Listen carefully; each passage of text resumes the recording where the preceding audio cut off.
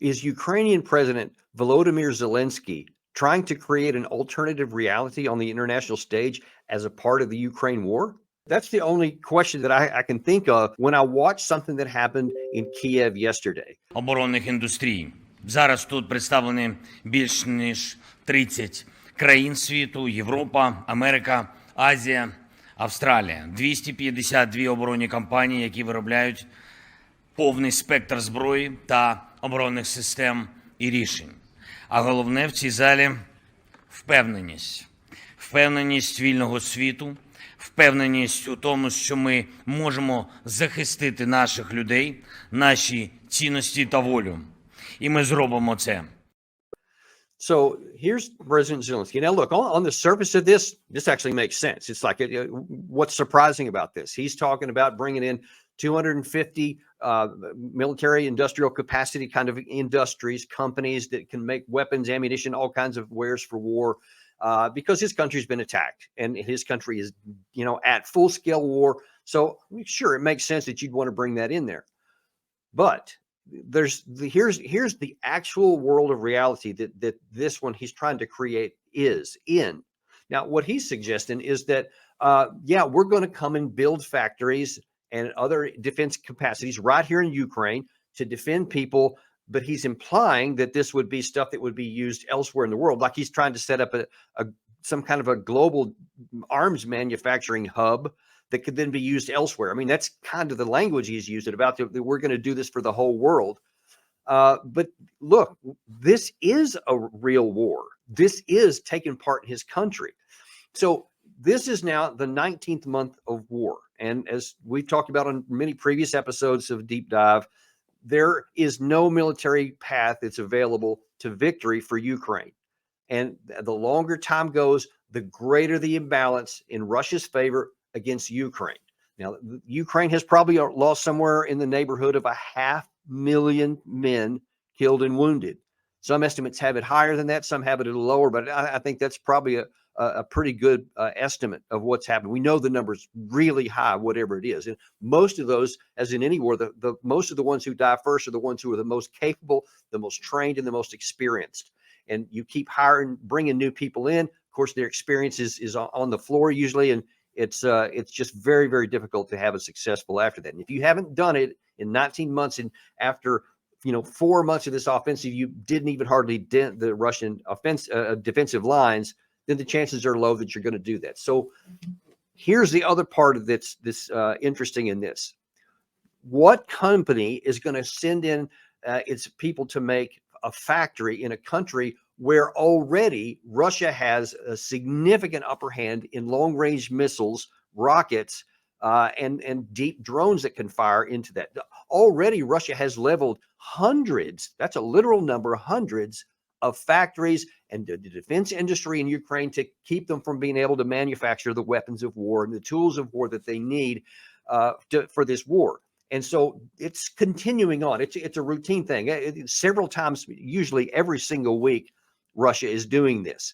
And so who's going to come in and spend, how long does it take to build a factory from scratch? I mean, you understand this is a year in the process. Then you have to have the infrastructure, you have to have the energy to be able to staff it, and you have to have the people in order to run the thing. And this war, it's going to be hard to imagine it's going to go on that long, but just imagine from the Russian perspective. They're seeing this is open. This wasn't any classified thing. They have satellites, they have drones, they can see everything. When they see construction going on that they know it's for a defense industry, what do you think is going to be their reaction? We know they have the capacity. They act on it routinely. But before that building is even finished, they're going to knock it out. They're going to send drones. They're going to send missiles. We already know that Ukraine doesn't have the air defense capacity to protect the systems that they have now, the facilities they have now. If they can't do that, then why do they think it's going to happen later? So what does President Zelensky think he's going to accomplish by trying to build this infrastructure that lots of companies want to come in and get some money on? Now, you saw the hall was filled with representatives. So there's lots of people that are interested in making money, but I just don't think that we need to be fooled into thinking that this is going to somehow change the nature of the war. because the time frame we're talking about here is it would be a year from today at the earliest that anything would be coming off assembly lines if all those processes started on Saturday, the day after that meeting there.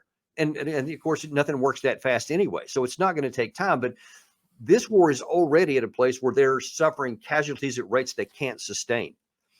The big problem with this is that this shows that the leadership in Ukraine is still not even contemplating any kind of war termination strategy. Zelensky is maintaining his insistence that he said at the UN General Assembly last week that all he wants to do is completely drive Russia out of his country and have complete victory over it. And again, I have to reiterate, it's understandable that that's your aspiration. Your country was illegally invaded, and by any morality, it should be right that the invaded country can expel the forces from the invading country. But as I also reiterate, and it should be self-evident at this point, we also live in the real world. We don't live in the world that we wish existed. We live in the one that does exist.